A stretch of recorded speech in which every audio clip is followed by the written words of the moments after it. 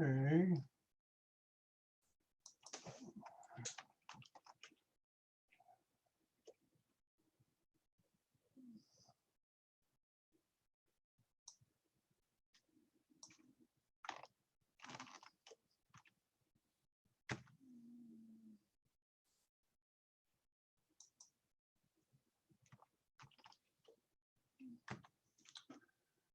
Okay, now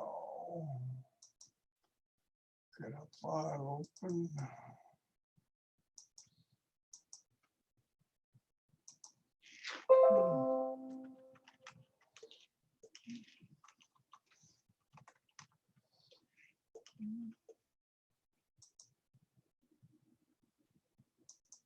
Good.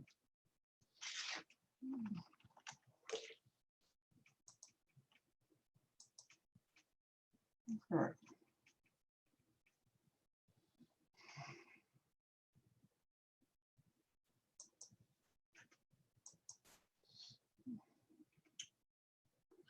Okay, now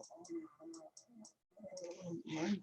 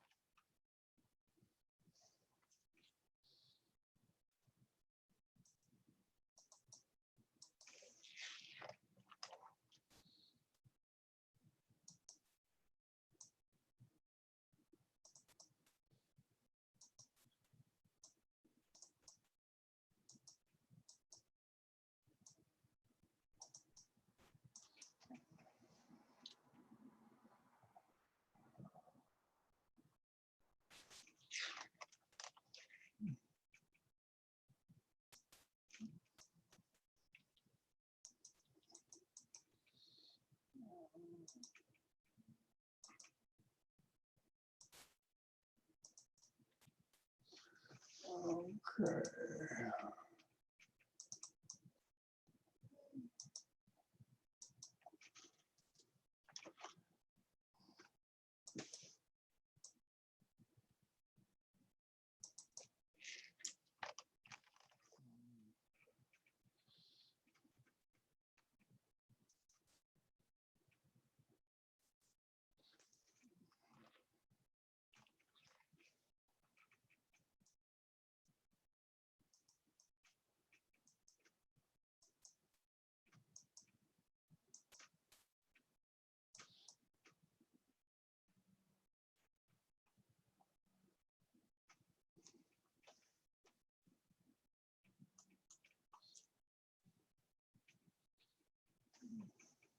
Okay, that's all set.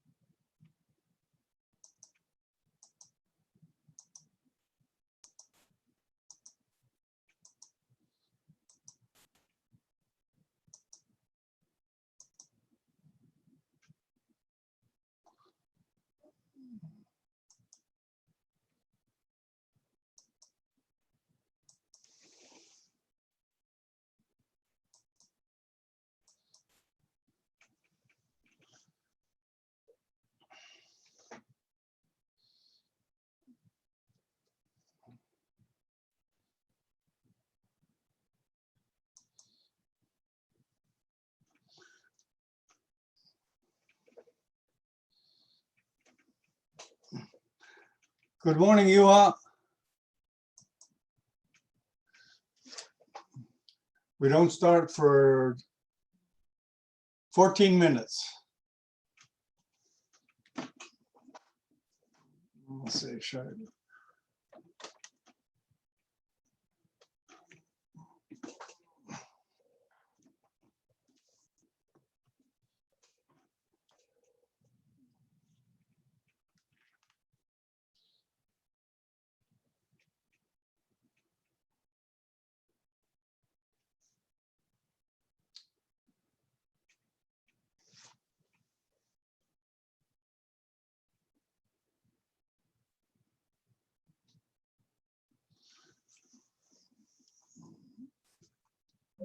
This is now closed. Good morning. Good morning. How are you? It's closed. Yeah. It's closed. Can you hear us? Hi, Juha, is that you? Yeah. How you doing? We are fine. Okay, so we start in about 13 minutes, okay? Are we connected now? Oh, no, not really. We're not on the air yet. Can we try? Yeah, we start in about 12 minutes, okay? Yeah, but how to do? We are first time here. Oh, okay. You know how to screen share? Do you know how to screen share? I thought, okay, there you go. Okay. Now it is. Yeah, okay, now you want to give a presentation, right? Yeah. So Okay. we take The share screen. You see the share screen at the bottom? Yeah. Share screen. Yeah. Okay, open that up, click that. Open the. Yeah. Share screen. Right. Open that. And then pick a screen and put open. You must open the slide. Yeah. So take a screen and click share.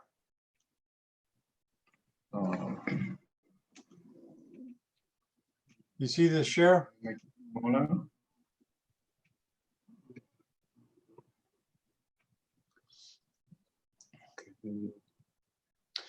Okay, I tell you what, watch me.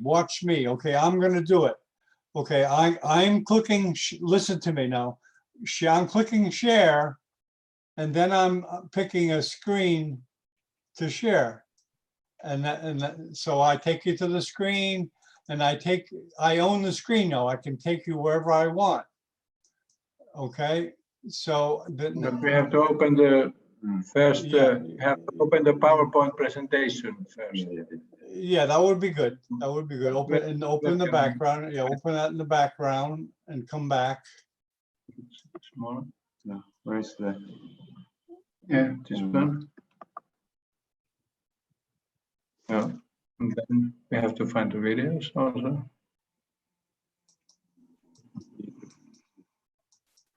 Yeah. This. Here, click here. Then, okay.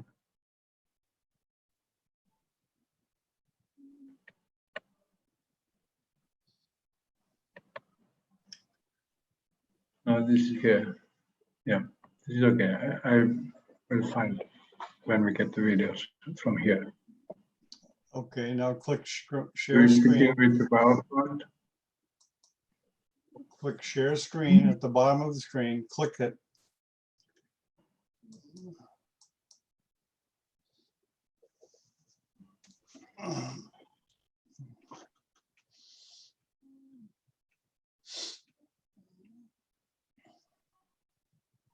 Large.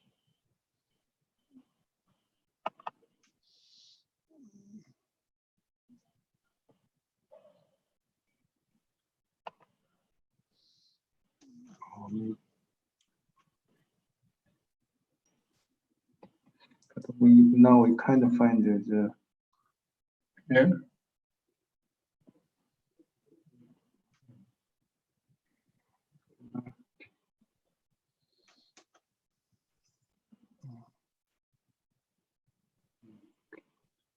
So we can leave it like that. Yeah, click the share screen and open. You need to do, that's the first step you need to do is share screen. You're not clicking it. I can tell you're not clicking it. Okay, there you go. Are you clicking share screen? Okay, yes, you have. Okay, now there you got it. You got it. Okay, you got it. You got it. Okay.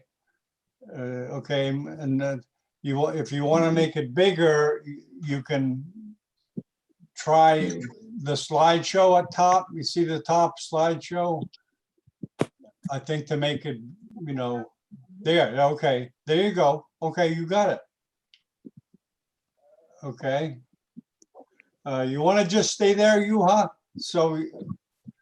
Yeah, we can begin with the PowerPoint presentation because. Yeah. Okay. Well. Okay.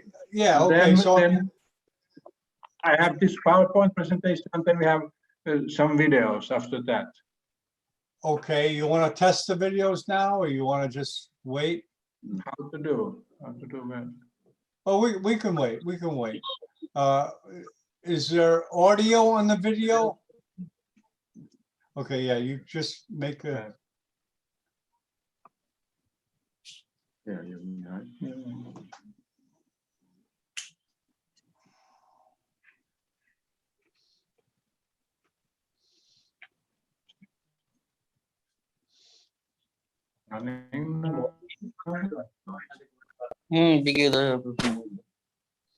Running?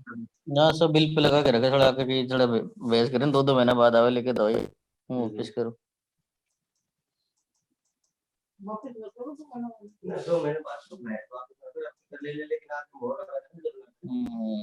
No कड़े लिख रहा है ये तो पिछली बार आया तुम्हारी जो यही करो जब मैंने 4-5 दिन पहले गई भी थी मैं वहां मोहर लगा दी पर अपना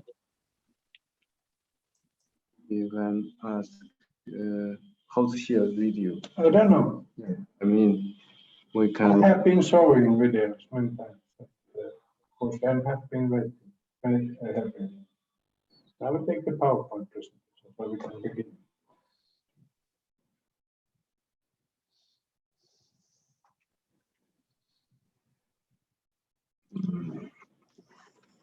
Okay. We start in seven minutes.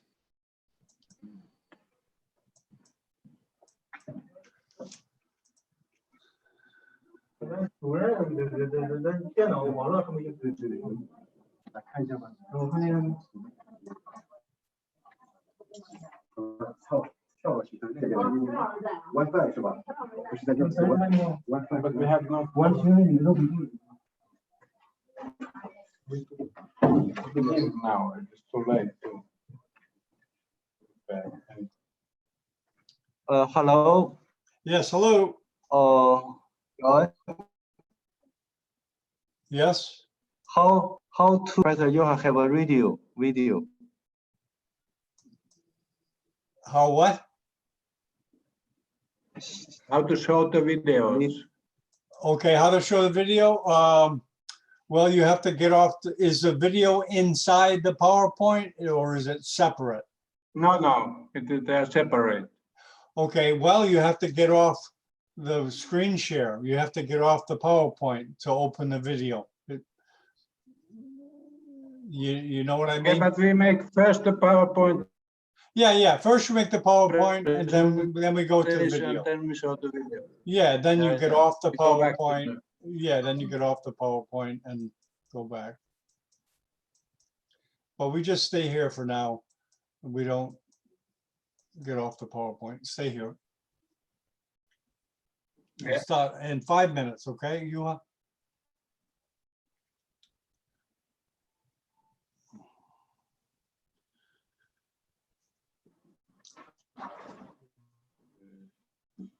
Oh, Michael's here. Oh, great. I want you to meet him. Yeah. I'm ready, but we have some technical difficulties because Hussein is not here. Oh, okay. So we are not so familiar with the connection. We will Okay. learn. Okay, you ready to start, Juha? You ready to start? I'm ready to start. Okay, let me Anytime. introduce you first, okay? 10, 9, 8, 7, 6, 5, 4, 3, 2, 1. Good morning from Miami Beach, home of Neurosurgical TV. I have the honor today of having Juha Hernesniemi presenting on China Neurosurgery Grand Rounds, and we'll start right away. Welcome, Juha. It's all yours. Okay, dear John, dear colleagues, this hot day in Chengzhou, maybe the same temperature than in Miami. Here, the hot period is beginning here in China. So I will speak first about in the series of different neurosurgical lectures we will give every Friday. This is the first time we give from this series, and I thought I will begin with the pineal region lesions, pineal surgery. There's certainly overlapping, but neurosurgery has many overlapping. So I will tell about my own personal experience. That I have been assisted Professor Heiskanen, late Professor Heiskanen, in one case which failed the approach, but then I read better in clinical neurosurgery, and then we could tell the background. I tell the background. Okay, I'm sorry.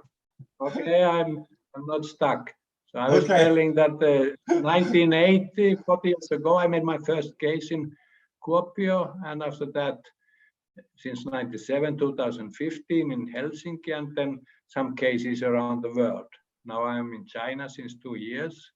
So what I'm doing here in China, so I'm working here as a professor and chairman in Juha Hernesniemi International Center. There are some slides about the agreement here, and then case discussions, 4 rounds, operation room, and then we have made life courses here. Of course, now life courses, the fate of life courses is not known. What happens now? We are locked down and we cannot travel. So we give webinars.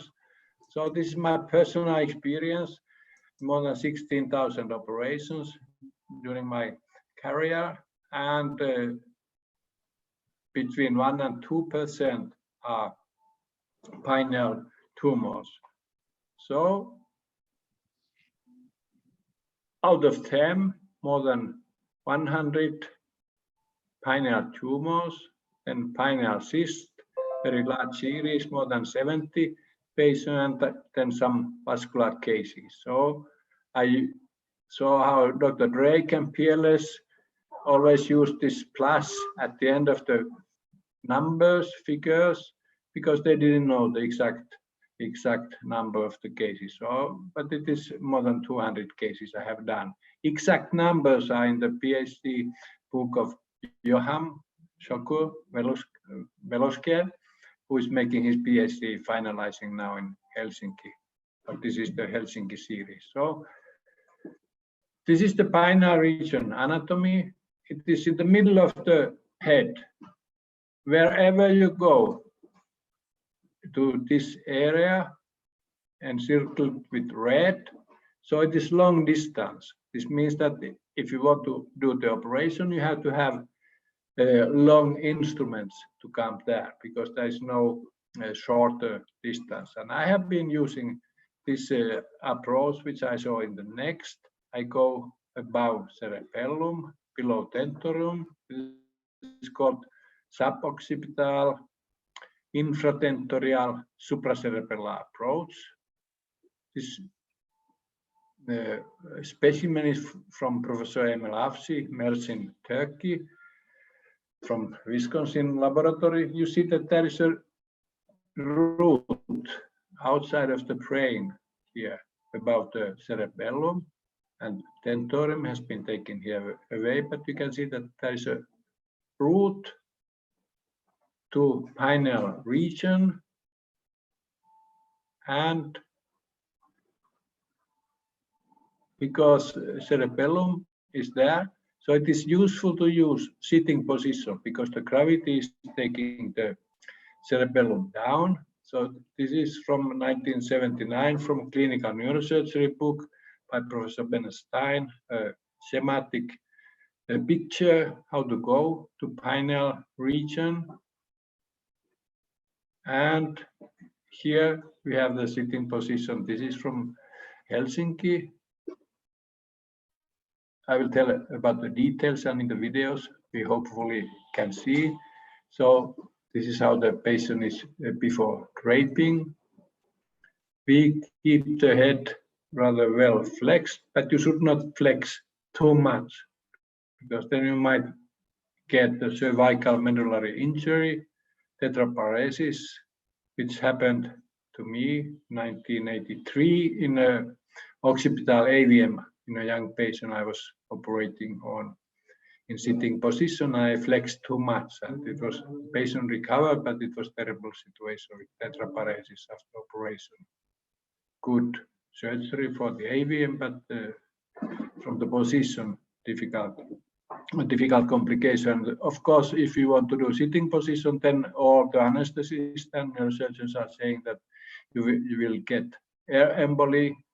These things have been solved by experience and good anesthesia. So we didn't have in this series no serious pulmonary embolism. Sitting position has been widely used in Helsinki, and we could do it also here in Nepal and also here in Chengzhou. So this is how to have the head position. This is malignant glioma in the pineal region. This cannot be radically resected, but you see that here is the root above cerebellum, and then you come to the pineal region, and the cerebellum is going down. And in this picture, the head is flexed and down, so you should have the tentorium at the horizontal position, so you can work very well. You are not looking upwards, because in the many congresses, neurosurgeons are complaining they have to hold the hands, the arms high. They get tired, but the clever trick is to turn the head forward, so you have the tentorium horizontal, and then you can lean your hands on the back of the patient. So this is from Dr. Yonekawa, late Professor Yonekawa from Zurich, from his publication that is extremely wide opening. We are not doing that anymore, but this is like it was classical approach, bilateral approach, and one of the drawbacks of this bilateral opening is you are going in the midline, and there are draining veins in the midline, so you have to cut them. And what's happened? You have to cut those veins. Can you hear me? Yes, we can. Loud and clear. Okay, that was an announcement that there is something wrong, but it's working again. So you have to cut the veins in the midline, and in my early surgical experience, one case had a edema and small venous infarction in the upper part of the cerebellum. So we switched later to the paramedian approach. One of the advantages of this approach, supracerebellar. So you go below these difficult veins here. So you go below them. This is a precentral vein of the cerebellum. You can switch it to the side. Sometimes you can cut it, but it is better to preserve it. But you can switch, manipulate it to the side when you go to the tumor. So working below the big veins is the advantage of supracerebellar approach. You can go also between occipital lobes, but then you come from above. You have to open the tentorium, and then you may touch the veins. So these are the most important tricks in doing infratentorial supracerebellar root positioning. Sitting position is actually I have always been using. In one very sick old patient, I tried to do prone position, but I failed, and then in a later day we put the patient sitting, and were successful in surgery. So you should flex the head forwards so that the tentorium is horizontal, and you can turn the operation table so that you see horizontal below the tentorium. Then you have very good working position. You can lean your arms on the back of the patient and don't turn the head too much. You should have your fingers between the chin. Below the, you should be able to put your hand below the mandible, and then we have been doing one burr hole and then doing a small flap, partially supratentorial, but main part infratentorial. And then we do it side cutting granitome, the bone flap, and embolism was mentioned, how to do with that. To monitor PCO2. This is very important. When PCO2 drops down, then anesthetist is compressing the jugular veins, and you will see the blood coming, and you can seal the rent. The surgeon, neurosurgeon can seal the rent. So this is very important. All the time observe PCO2.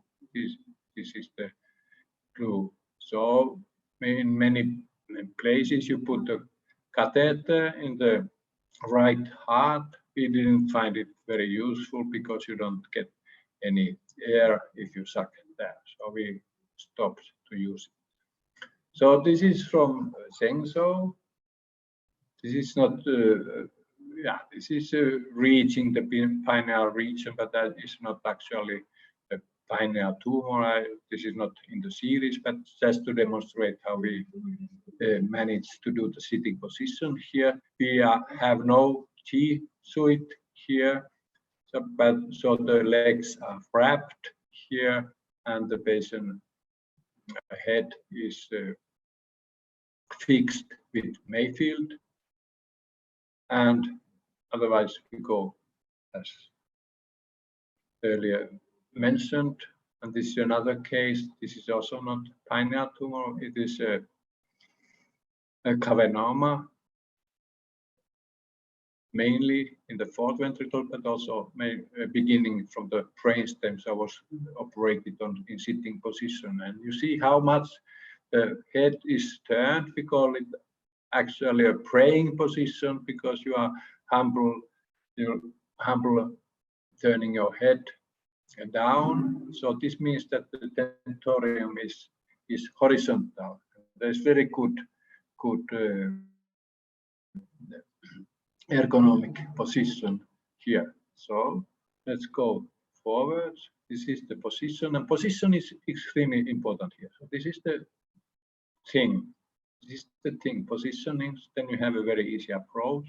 In Helsinki life courses, I made always first case was pineal cyst because the team was very well prepared to do the sitting position, and the cystic tumor or cyst is easy to take out. So we had very good beginning for the life course. So I show some examples. This is old case. You see this pineal meningioma, and you see the flap here. This on both sides, the flap. So this is in the earlier series.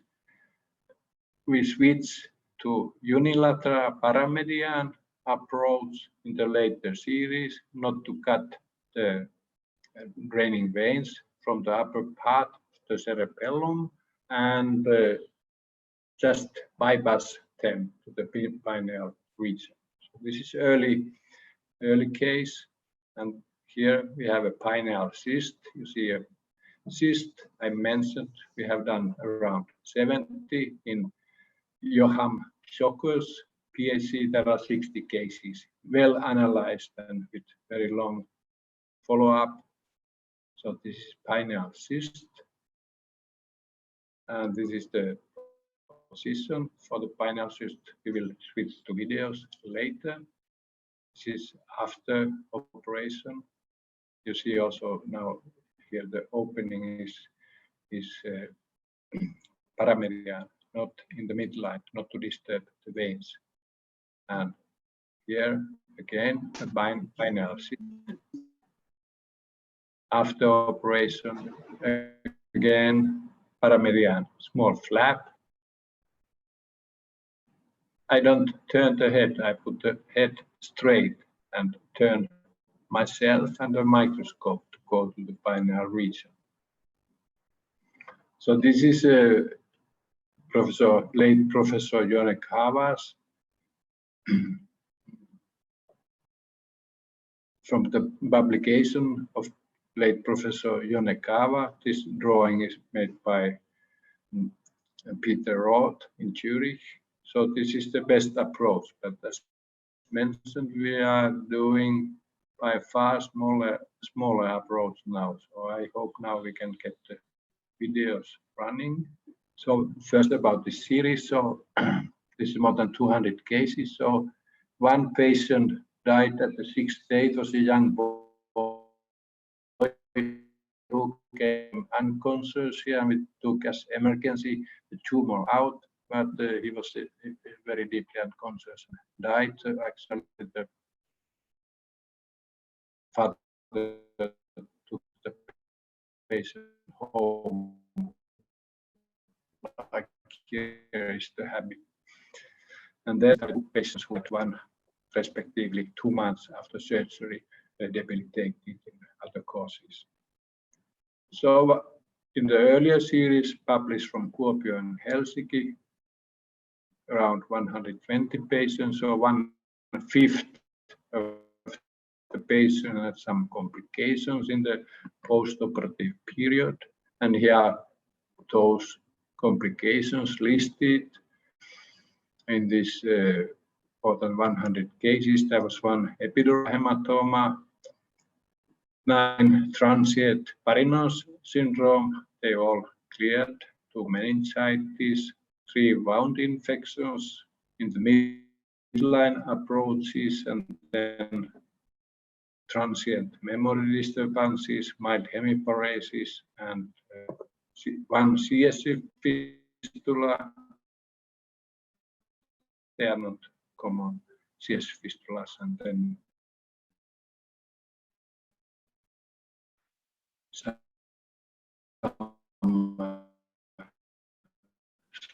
slight cranial nerve palpable.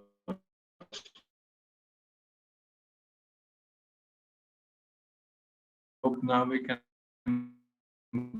go to the videos. Countries out 1 videos. You Google my name and 1001, you will find around 1,600 videos free to see. In China, it's not possible, but you can connect my secretary, Tungsan Chen, in this email address, so we can give copies here to be spread out. So about the pineal lesions, I take until the end of this PowerPoint presentation because we have to switch the videos and it seems to be a little bit complicated. There are all kinds of tumors at the pineal region. It is deep, as I mentioned. It is in the middle of the brain. You have to have long instruments, but this approach, infratentorial supracerebellar, if you have a good team to make the positioning, is extremely good to take these tumors out. And mortality and morbidity is very low as compared in 60s, 50s, more than half, even 70% of the patients died. That's why it was switched to biopsies in these cases. But now it is around a little bit more than 1% mortality. So this is the final slide, and now we try to get the videos here. Can we go to video? Okay, let's give it a shot. I'm going to take you off the screen, okay, Juha? Yep. Yeah, and then you can start anew, okay? So, Okay, now you just open the video and share it. okay. This one, just try. The learning on the fly. It's not running.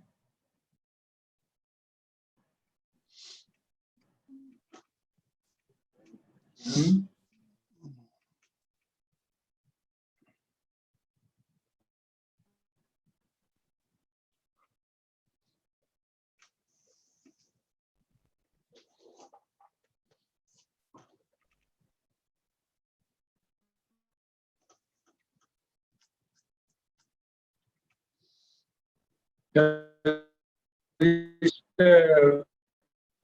introduction video, the 1001 video, This, the yeah, Pero? the connection is kind of being stretched. Can you hear me, Juha? It's frozen right now, so just be patient. Okay. They'll be back. It's time for a coffee break, Dr. Kubulo. Yes, Dr. Bennett. How you doing Yes, today? time for coffee break. Time for coffee break, and let's introduce some people here. Dr. Kian, I don't know if Yes, Musindo, I don't know if you're there, Musindo. Oh, okay, Juha's back. Okay. Unmute them. You're muted. You're muted and frozen.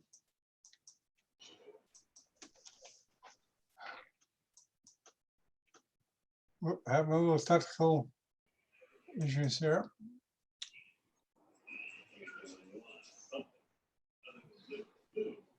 Okay, he fell off again. So you want to eat one roti? Ghee wala roti also.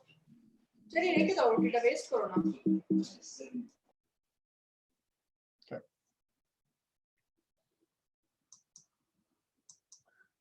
Okay, we're waiting for Juha to get back. Welcome, everybody. Usually it works out. Hello, Michael Segru. How you doing? I'm good. Good to see you here. Yeah. Like I said, you're at the end of a long day of meetings. I've been on video calls literally since 8 o'clock in the morning. Oh, okay. Okay, yeah, hopefully Juha's got the Wi-Fi, I guess, in the hospital there is a little stretched. But Yeah, I think Zoom's getting a lot more work than they bargained for. yeah.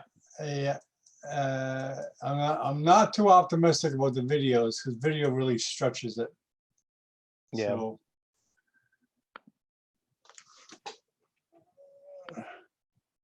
yeah, if you want to get things going, you talked about putting some webinars on. Yeah, we put on our first one yesterday to 65 people through the subcortical surgery group, but we can pretty much do it whenever we want now. We're pros at it. Oh, good. So Well, we can do it every week if people want. that would be Because great. what we figured out is that we figured out how to get it to where we can proctor 50 people using the software at once. Okay, excuse me, Michael. Juha's back. Okay, we'll talk later. Okay. Sure. Okay. Juha, you back? Yeah, we just had to change the room.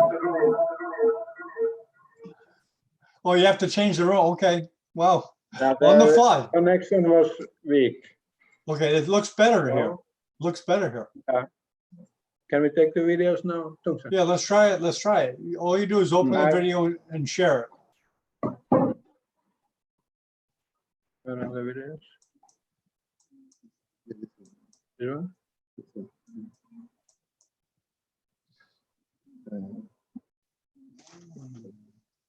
Hmm?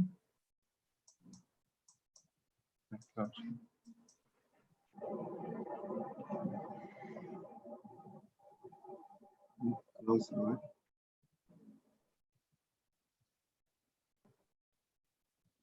This one, right? No. Mm, May I take this one out? I go back. this one, right? No. Yeah, some of the panelists are saying it's the corona of the internet.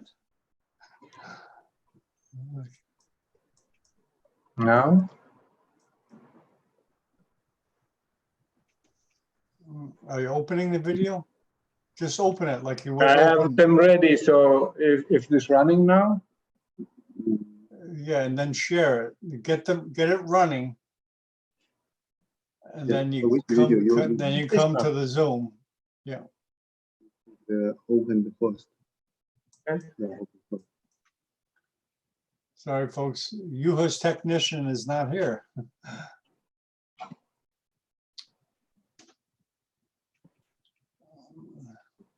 Are you opening the video okay? I am Okay, now you just share it. for the beginning.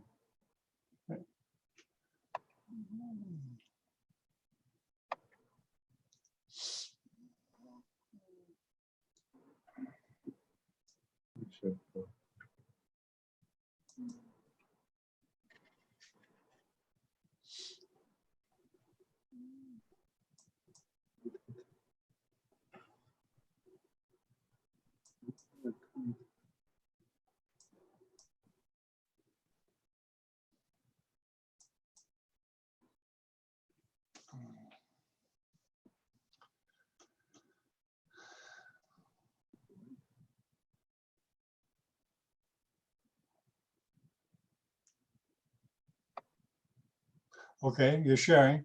Okay. Now? Okay, that's good. That's good. Now open the video. There you go. Yeah, it's going. Now you just open the video. Yeah. Hope with this connection, I'm not too optimistic. Okay, there you go. Okay, there you go. Yes. This is the first case. This is edited by Daniel Kosirov. This is a young patient, 13 years old female, has a big pineal cyst. I mentioned I've done more than 70 of them. And this is the MRI of the patient. And now we go. This is the sitting position, paramedian approach. And then after opening the skull, we go below the transverse sinus. Transverse sinus is here, and we go above the cerebellum, crawling over the cerebellum towards pineal region. It is a deep, small cap, so sometimes you don't see well because your hand is now shadowing. But now we are coming there. And how the pineal cyst looks, it is dirty gray yellow. And now I go between veins here and open the cyst here, manipulate it from the surroundings. And the trick in these cystic tumors or cysts is that you make a hole in the back wall and go inside. Now I'm going inside the cyst. And then you take the anterior wall here with forceps and just like skinning the fish, you slowly, carefully draw it out. So it is good operation, a traumatic, and you get the other cyst or tumor out. So it's coming out now as one piece, two pieces.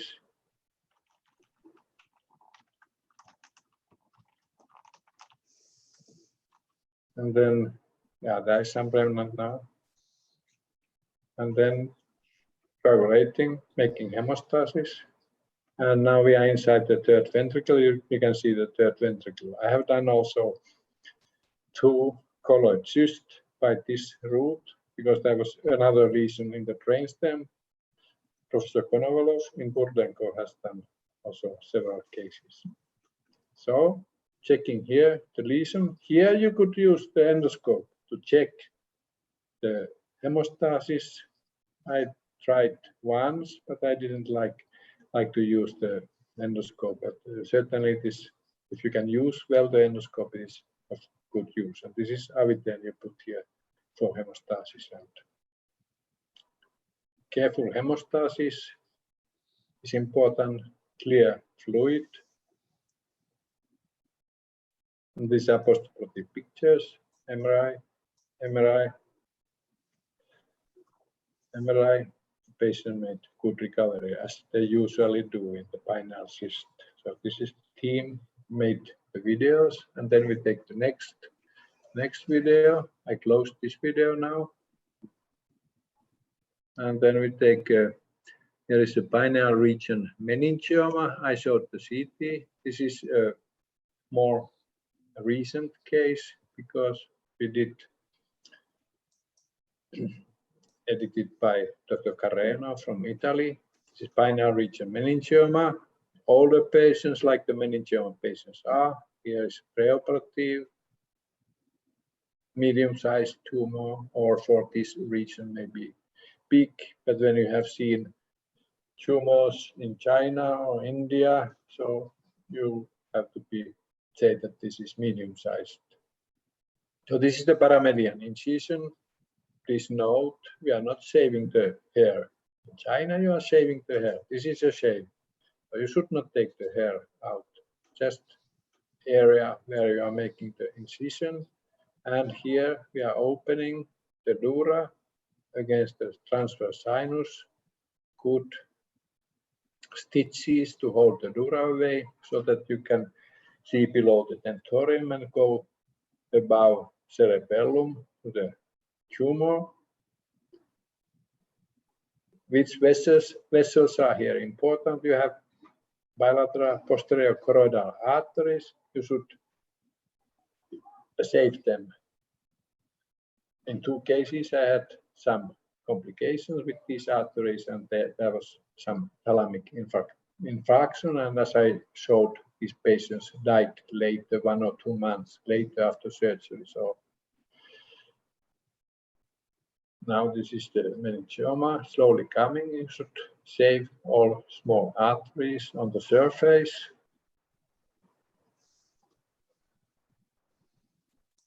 And this is coming now piecemeal. This is a big tumor. You cannot take it totally out. So you debulk the tumor, then go on both sides. Both sides. I use also water dissection. Here I open the tentorium because the tumor was rather big. So I open the tentorium to see some parts, meningioma there, making a hole in tentorium and then coagulating tentorium and then cutting. And here you see a small trick coming. So the tentorium is held by a clip in the place when you have to make the incision there.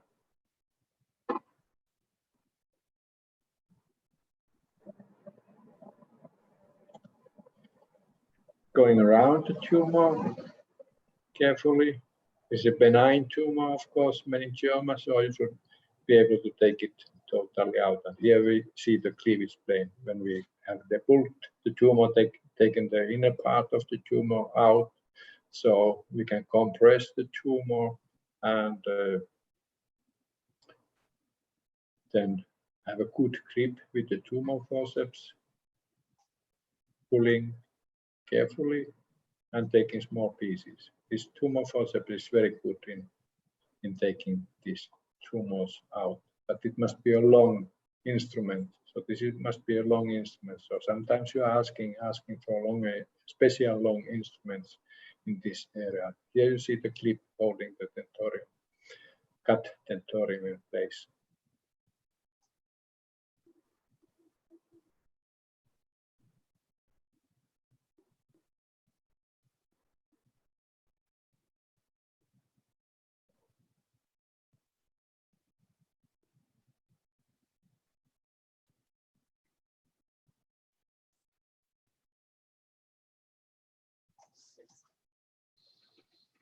One more is coming.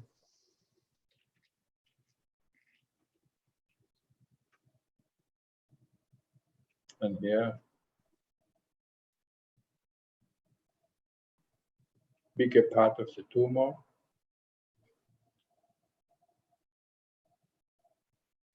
It's like bird. The tumor is coming there.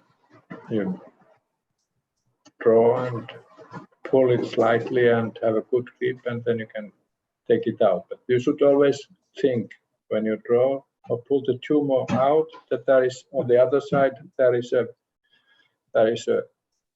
vessel, artery, or vein. So you should be careful not to take the tumor abruptly out. Just coagulate these vessels, and then you can, after cutting, you can take this piece out. So we're coming to the final stages now, making hemostasis here. And the hemostasis should be very careful, because if there's a bleeding in this area, you get the hydrocephalus. And here you see the frontal air. Also, this is coming from the sitting position. This is usual, seldom any tension pneumocephalus. And I will show one more case. This is here. I selected 3 cases. Here, it's the last case I will show, and then we might discuss and have some comments on this. This is a 31 years old male, rather small looking pineal tumor, but it had enhancement, and so we suspect it might be Huntington tumor or benign tumor. There are many different varieties of tumor. Here is from the skin incision again.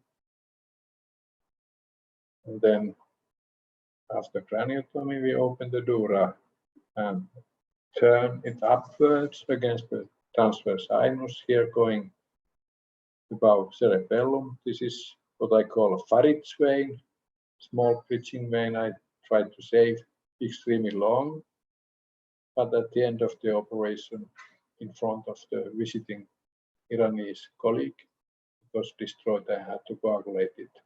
So it is better to take them in the beginning if they are on the way.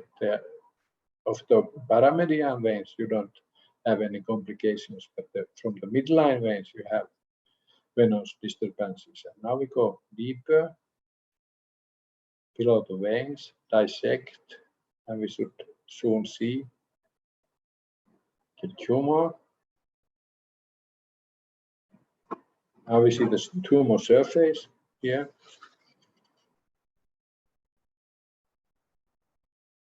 This is a benign tumor. And take a specimen in the beginning for the pathology, for frozen specimen.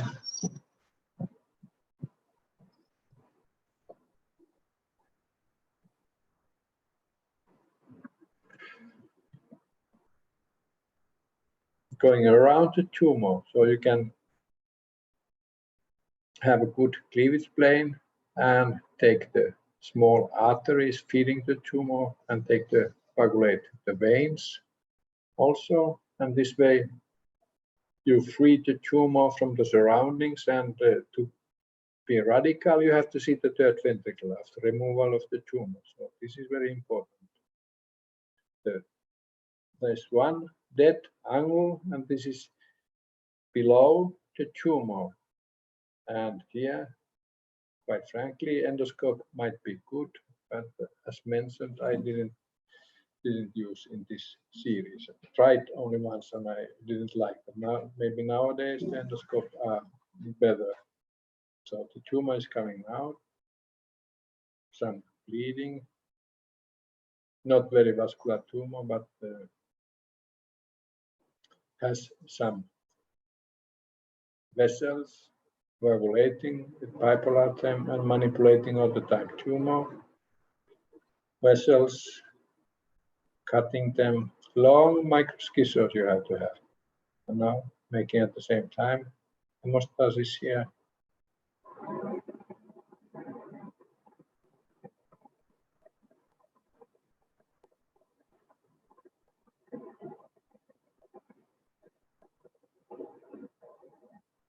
Now the main part of the tumor is coming, and now we see the third ventricle. This is hemostat here. We have a good look in the third ventricle, making hemostasis here. And hemostasis must be good. Otherwise, patient has bleeding inside the third ventricle, has hydrocephalus. Difficult to treat. This is the final stage. This is after operation. There's some blood and hemostat the place, but the tumor removal was radical. So these were my presentation, the 3 videos shown amateur way, but next time we will do better. So now we know how to do. So Okay, are there you're any great. questions? Okay, let me just get you off the screen there, Juha. Okay, I'll get you off there. I'll bump you off. I close this video. No, yeah, I'll get you off there. Okay, we'll open it up for comments or questions from the panel. I see the questions in the chat box, but let's see if we have any questions that you can see Juha and meet Juha. Any comments, questions? Step forward. This is, yeah, new tech, Juha. Part of it is learning how to interact. Hi, I would like to have 2 questions if it's possible. Yes, could you please introduce yourself, Julia? Yes, Johanna, actually. Johanna? Yes. First of all, huge thank you, Professor Hernesniemi, for this amazing presentation again. Absolutely wow. Really amazing. So first of all, I'm from Helsinki, Finland, and I would like to have 2 questions from Professor. First of all, MRI, it's not always so reliable when you try to make the difference between the benign and the malignant lesion. How do you make it? Do you use some parameters or do you take biopsies? And then another question, in case these obstructive hydrocephalus do occur, do you prefer to do both at the same time, like the tumor resection and opening of the posterior third ventricle, or do you do endoscopic third ventriculostomy first? Thank you. In this series, the biopsies were made by other neurosurgeons. I always made direct surgery because we were experienced team. So for us, it was not a big deal to put the patient in sitting position and go to the tumor. And if it is malignant, then of course make only partial resection or biopsy. This one you can see in MRI, like in the case I showed the malignant glioma growing in the pineal region. This one you can see, but then you have many tumors you suspect. You don't know if they are malignant or benign. Many of them are benign tumors, and you can make radical removal of them. To have postoperative hydrocephalus, because bleeding is extremely seldom. There's only one case. Of course, we remember the cases with difficulties, we remember better, but it was not a problem. Some patient had a shunt before operation done by other surgeons. I never made a preoperative shunt because if you take the tumor out, hydrocephalus is resolved and the situation is treated. This was the policy. So direct surgery, release of hydrocephalus by tumor removal. Okay, thank you so much. Is it clear? Clear? Yes. Okay, go ahead. And more comments, questions? Okay, Hello. more questions or comments? Go ahead. Hi, Professor Juha. Thank you very much. This is Abhilash from Tampa, Florida. Yeah, always enjoyed your lectures. A question about the approach. You talked about supracerebellar infratentorial. When do you decide to go occipital or supratentorial? Like, is the angle of the tentorium? Is there a certain angle where you decide supracerebellar is a bad approach? Like, is there, because you can go to that area both routes, but sometimes when do you decide not to go that route? You look at the imaging, so you see how much of the tumor is you can reach by the infratentorial supracerebellar approach. Of course, it's a question of experience. So I'm used to go this route, and I know the anatomy. I have done occipital approach mainly in galenic vein malformation, but they have disappeared to the endovasculars. I have done seven cases of galenic vein malformation. So in these cases, you went between the occipital lobes. And then, of course, if the, for example, if the meningioma is growing very high, then you go there. But the disadvantage is that you come above the veins. So the big benefit of this approach is that you come below the veins, and you can changing the angle, rotating the patient forwards, you will come rather high also in these cases. So I didn't use many times occipital approach. And when you suppose during surgery and you open, you find out your patient's head does not flex the way you like. How do you correct that during surgery? Do you angle the bed, or do you? Yeah, we are rotating the table. We are rotating the table. Okay. They make salto forward. So okay. Maybe you have not enough. The tentorium is high, then your hands are high. Then you rotate the table. Okay. Make salto forwards, we call it salto forward. So then you have the tentorium horizontal, and then you have very good possibility. Your hands, Thank you. And you can lean on the patient back. Excellent. Thank you so much. Thank you. Yeah, welcome. Okay, more questions, comments from the panel? Can I ask a question, please? Go ahead. Thank you very much, Professor Juha. I'm Dr. Najjar from Syria. It was a wonderful presentation. I have two questions. The first question is, did your bone flap over the transverse sinus in the bone flap, or you did not proceed? I made the borehole above the transverse sinus. So let's say roughly 1/3 of the bone flap is above the transverse sinus and 2/3 below that. And about the occipital hole for the ventriculostomy for the shunt, external shunt, how much you use it practically? Ventriculostomy? I have not. Yes. I have not used. You do not use it. My last question is, we found always a very thick membrane on the veins in this region. Do you prefer to dissect this or to leave it and work away from it? Can you repeat the question? Usually we find very thick membrane, arachnoid membrane covering the veins in this region on the midline.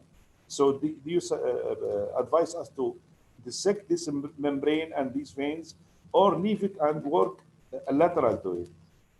Arachnoid is thick when you have a tumor. Yes, arachnoid is thick. I think the advantage of this approach is that you are below the veins. Actually, you should not touch them very much because they are big veins. Advantage of sitting position, they are not bleeding so heavily. And you can make hemostasis with some compression, but you should not make a lesion in the veins. This is one of the serious complications. So I try to dissect the tumor, but the thick arachnoid membranes, they prevent somehow to see the tumor first. So I make a hole in the arachnoid membranes and go to the tumor surface, debulk the tumor, take it piecemeal out. Thank you very much. Okay, more questions, comments from the panel?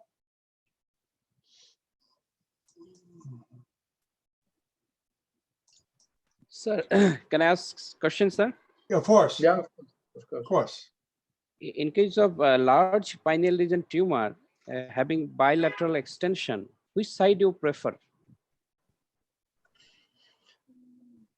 Yeah, if it is very totally symmetric, I like to go from the right side, but it's not a big deal.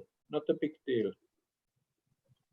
How From to take the the tumor? paramedian approach, you will come well.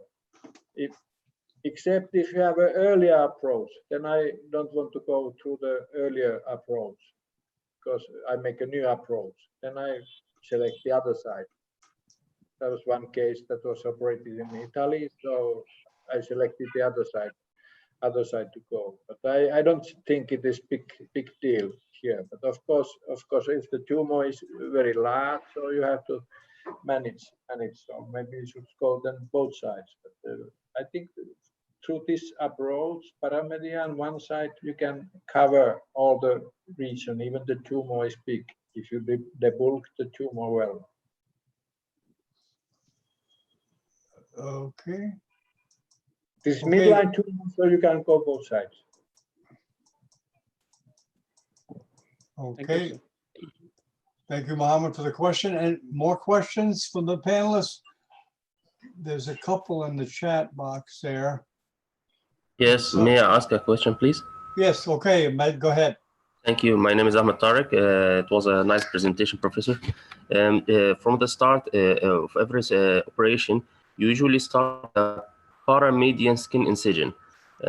What's the cause of this? Not a midline, not a direct midline incision. I thought I explained.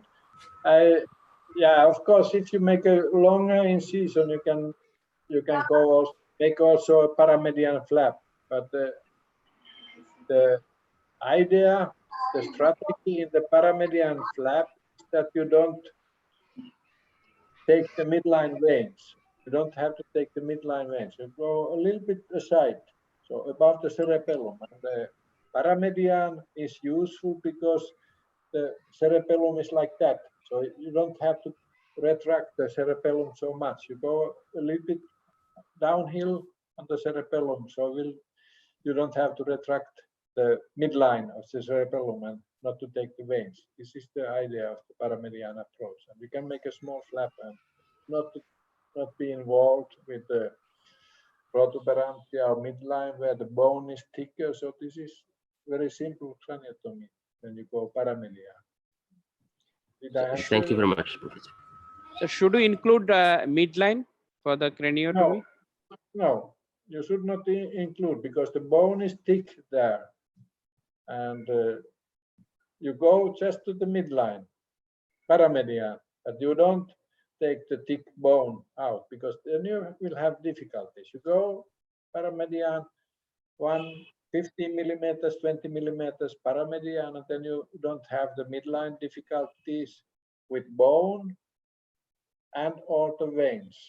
So you just go above the cerebellum, and cerebellum is like that. It is lower where you are going. It is lower. Not midline is high, paramedian is lower, so you don't have.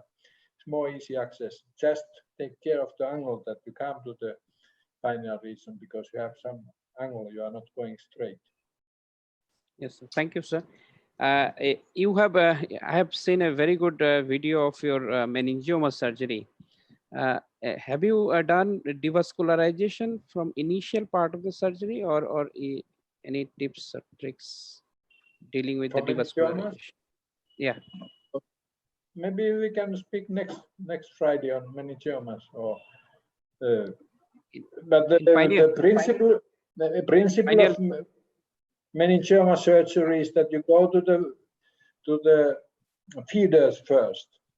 So you take the feeders, like in the anterior fossa, you go frontobasally and take the feeders first, and then you have the dry tumor to be debulked and taken out without big bleeding. So this is the principle. When I was, this is old stories, but they were bleeding terrible, the meningiomas, when you don't do that. And it was whole day and even night operation when I was asked. It was like nightmare in the night. Yes. So So you were in case totally of wet. yes, sir. So Now, in you case of can pineal region tumor, what you have shown in that situation, you in have that done case, devasculation. Yes, sir. you go around the tumor, you coagulate the surface, and the feeders are coming from the tentorial nodes. So, but I don't know so exactly, like in the frontabasal meningiomas, you know exactly where the feeders are coming. So I went inside, debulked, and then dissected and coagulated the surface. So in this way, the feeders were taken, but it was not very vascular, this tumor. And I did difficult with heavy vascularization. Okay, Ahmed asked, how many of your cases got complicated by air embolism in this sitting position? You have always, you hear always with Doppler, you hear some air is going, but it's not dangerous. The dangerous thing is when PCO2 drops, and we had very effective, good team. So we were compressing here, anesthesia was immediately compressing here, and then you can feel the REM. So there were no serious complications of the sitting position. But the PCO2 is the most important thing. You have to follow that. If you follow other parameters, then you may fail.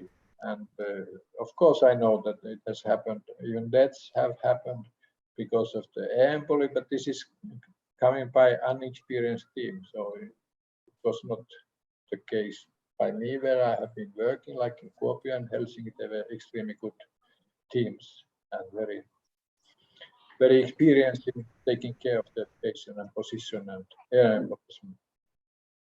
But this is one of the serious. So if the anesthetist is saying that, like in South America, I was operating on, I was asking about the blood pressure in Latin America. So the anesthetist is saying to me, take care of your own things. I take care of my things.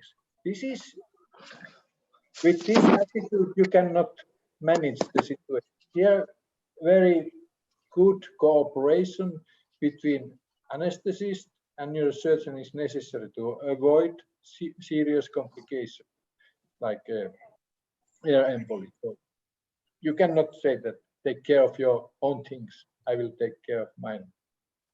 So good cooperation with the team. It's okay.